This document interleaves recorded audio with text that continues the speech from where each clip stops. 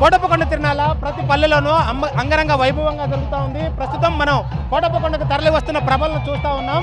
పల్నాడు సంస్కృతిలో ప్రభ ఒక భాగం. ప్రతి పల్లెటూరు నుంచి కూడా తిరునాళ్ళ రోజు కొండకి ప్రభలు కట్టుకొని తీసుకొని వస్తుంటారు.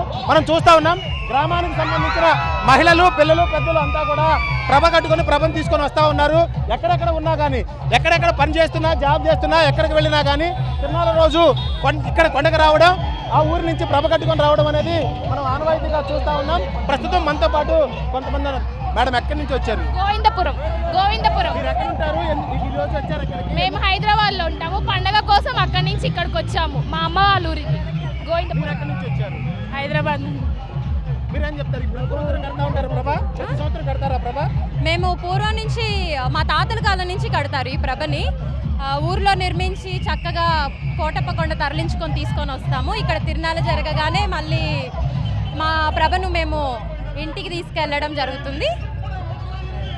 ఇది మనకు మహిళలు కూడా ఇక్కడ పమ్మదాళ్ళు పట్టుకొని ప్రభ కోసం వస్తున్న మహిళలను చూస్తూ ఉన్నాం.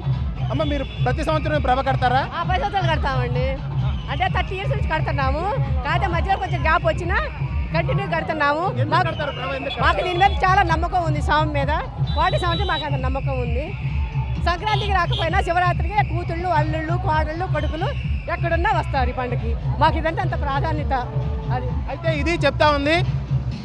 ముఖ్యంగా కోటిన్నెక్క ప్రభ కొండకు దిగి వచ్చిన రోజు కోటయ్య స్వామి కొండ దిగి వస్తాడని చెప్పి కూడా వీళ్ళంతా నమ్ముతారు. అందుకనే ప్రతి ఏటా కూడా ఈ ప్రభను కడతారు. ఒక్కొక్క ప్రభ కట్టడానికి 20-30 లక్షల రూపాయలు ఖర్చు అయినప్పటికీ కూడా అత్యంత వ్యయ ప్రయాసాలు కోర్చైనా సరే ఈ ప్రభను తరలించుకొస్తూ ఉంటారు. ఎన్నో సమస్యలు ఉన్నప్పటికీ కూడా వాటన్నిటిని అధిగమించి ప్రతి ఏటా కూడా ఈ ప్రభ అనేది నిర్మాణం చేస్తూ ఉంటారు. ముఖ్యంగా తమ గ్రామంలో పాడి పంటలు బాగుండాలని, పశు సంపద అంతా బాగుండాలని, గ్రామం కూడా శుభ సంతోషాలతో పరిడి వెళ్ళాలనే ఉద్దేశంతో ఈ ప్రభని పల్నాడు సంస్కృతిలో భాగంగా నిర్మిస్తూ ఉంటారు. మనం చూస్తూ ఉన్నాం దాదాపుగా కోటప్పకొండ నుండి చుట్టుపక్కల ఉన్న అనేక గ్రామాల నుంచి, ఇది గోవిందాపురం ప్రభ, అలాగే ఈ చుట్టుపక్కల ఉన్న అనేక గ్రామాల నుంచి కూడా ఈ ప్రభలు పెద్ద ఎత్తున తరలి రావడం చూస్తూ ఉన్నాం. ప్రతి ఏటా ఇదే విధంగా ఈ ప్రభలకి ఈ కొండకి తీసుకొని రావడం అయితే జరుగుతూ ఉంది. రాత్రి జాగారానికి ఇక్కడ ప్రత్యేకంగా ఈ కొండకు సంబంధించిన తిరునాళ్ళలో ఈ ప్రభలు ప్రత్యేక ఆకర్షణగా ఉంటాయి. రాత్రి జాగారానికి మొత్తం కూడా చాలా పెద్ద ఎత్తున భక్తులు వచ్చిన వాళ్ళంతా కూడా ఈ ప్రభల వద్ద జరిగే సాంస్కృతిక కార్యక్రమాలను తిలకించడానికి వస్తారు.